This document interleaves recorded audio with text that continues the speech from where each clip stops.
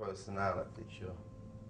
And they say if we can control these if we can pick the personalities that people will respond to, or we can cultivate these personalities, then we can stay in control of the machine. Mm. It went from them being able to successfully do that to somewhere along that line, artists or talented people and the machinery saying, we don't even have to cultivate personalities anymore. Mm. We can cultivate personas. So it went from culture to the cult of personality to the cult of persona. Mm. To get people to believe that so-and-so is this. To get spokespeople or representatives for a lifestyle or an idea that they may not even subscribe to themselves. They can sell it though. They can make Completely. it appealing to a mass of people. And there are great rewards for agreeing to do that. You know, it's gone from being, this is my art that reflects, this is my work that reflects my history, my personal life, my struggles, my ambitions, my dreams, to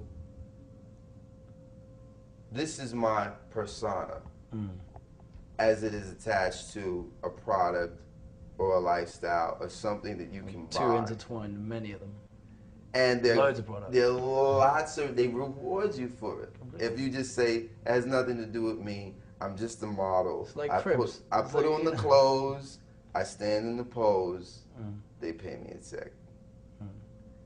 So what effect does that have on the community? Oh my God, it's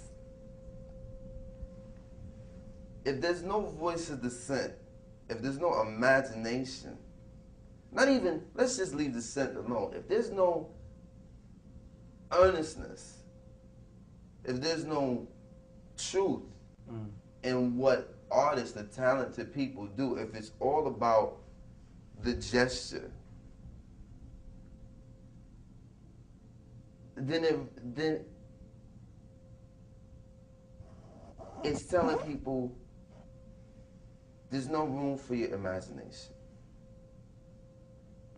There's no use being imaginative. Follow the rules. And what about the individual in terms of the collective? It's not about that.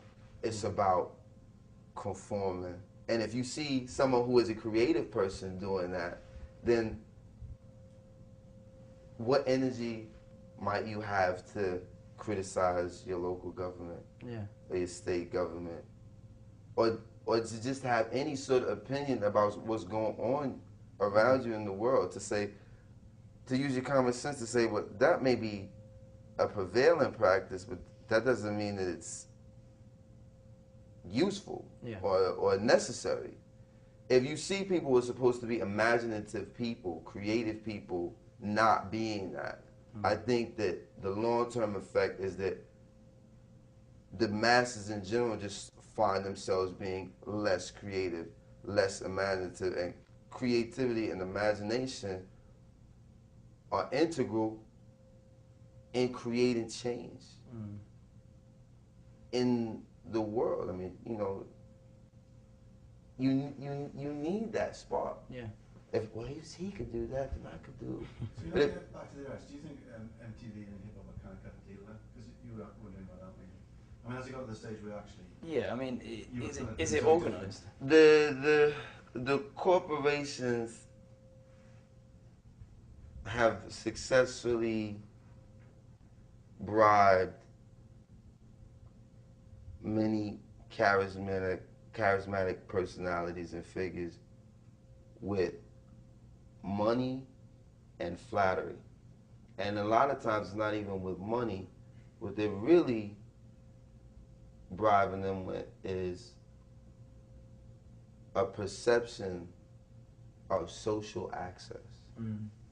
You are invited into an exclusive club. You get to sit in the velveteen chair. And for some people, that's a very intoxicating Of course.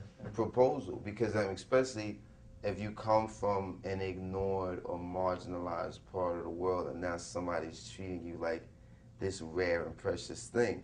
Now the fine print of that is like it's better to be, and this is a quote from an article about Josephine Baker that I read.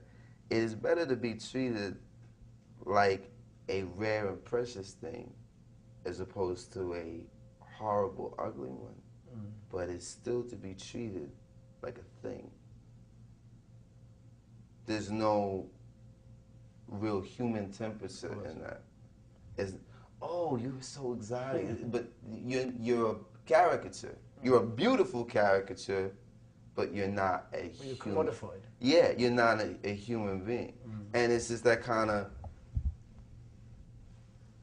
hip hop will find its center again. At the moment, a lot of its biggest names and most charismatic personalities are dizzy and disoriented off of success and what they perceive to be mainstream approval and acceptance. Which the irony is that the culture came into prominence without any of that. Yeah. Almost Came anti that. rejecting that. Like, we don't care what you think, What it would doesn't take matter. to push it again to the side, you know, where are the leaders going to come from,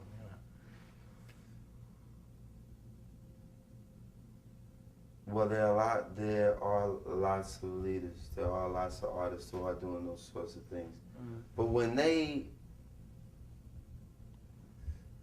submit themselves to certain forms of machinery, as television or radio, then it's a perfect opportunity for you to be suppressed. And what happened, I think, is that we started to accept mainstream notions of success. Being on a top Billboard artist was not even in anyone's field of vision. It was just about being able to make music that was relevant to your center. Then your center started being relevant to the center, the mainstream center. And as a result, people started modifying themselves and, you know, changing appearances to appeal to the old center sensibility. Yeah. And now, if you weren't on the top 10 and Billboard, and this came from inside the culture, we adopted this. Yeah. If you weren't that type of artist, you weren't relevant. If you couldn't have that sort of mainstream appeal, you didn't matter.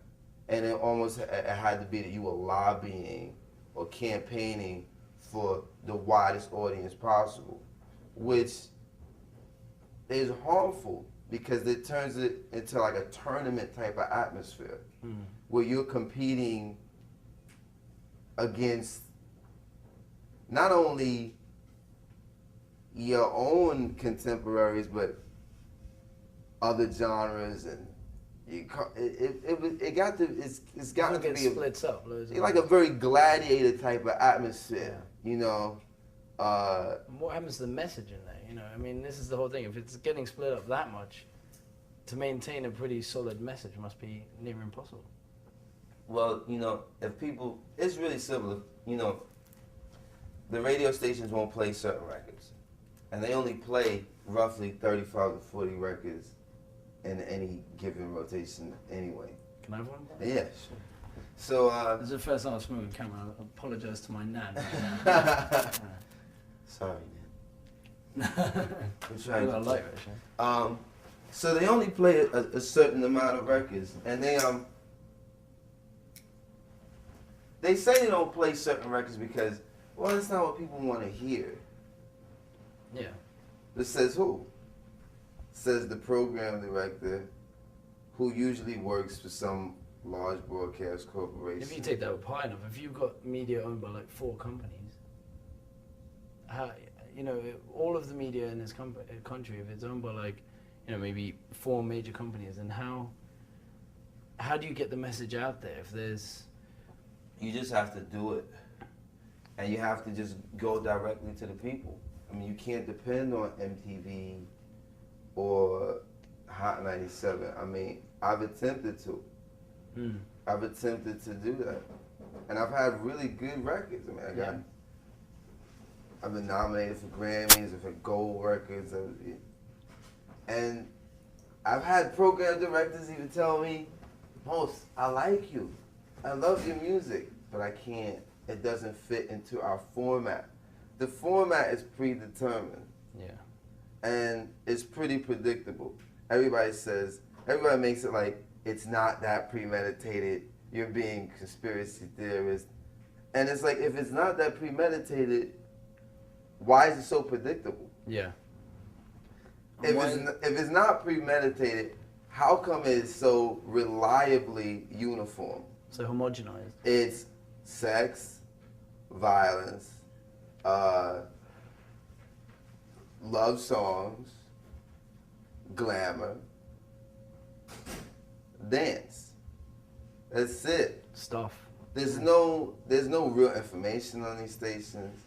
So as a result, there's no real information in the music, and that's not what they're about. That's not what their programming mandate is about. Their programming mandate is about surface pop culture, and that's really problematic for us as a community, because the only culture that we have in this country is the ones that we create.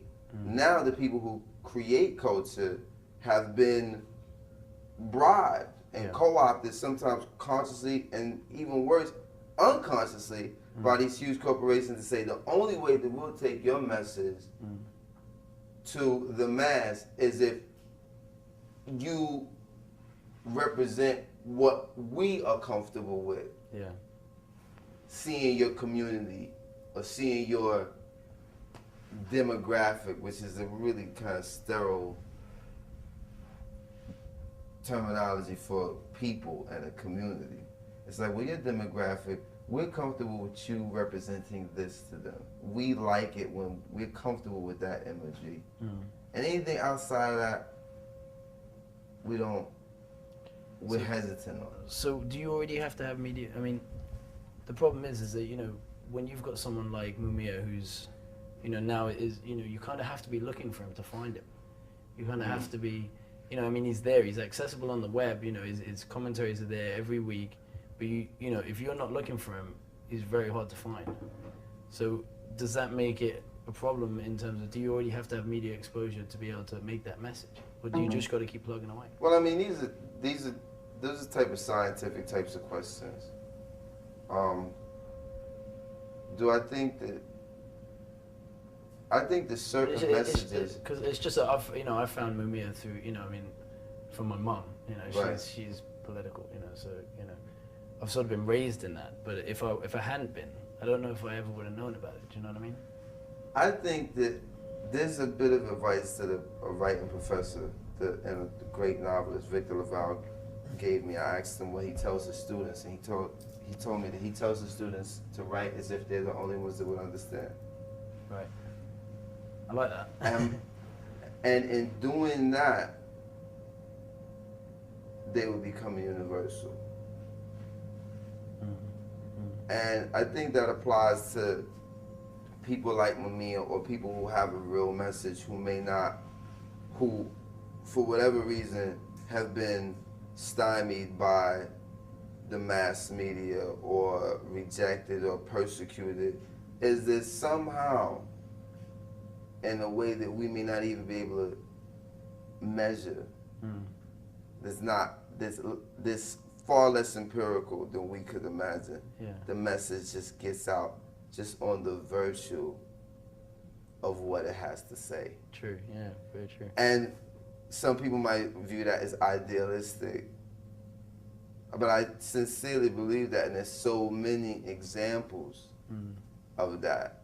I find that actually people who are less concerned with that end up getting it. You know, you get guys like Dylan or Bob Marley. Those weren't that wasn't the aim. The aim was to make their most honest work. Yeah. And because they did it, it just gets airborne, and there's something else. That's the thing about information, is that it's really, the truth is a form of magic. And it finds its way to people. Without a machine, without approval from the gatekeeper. How did that happen? It just did. Yeah. It just did.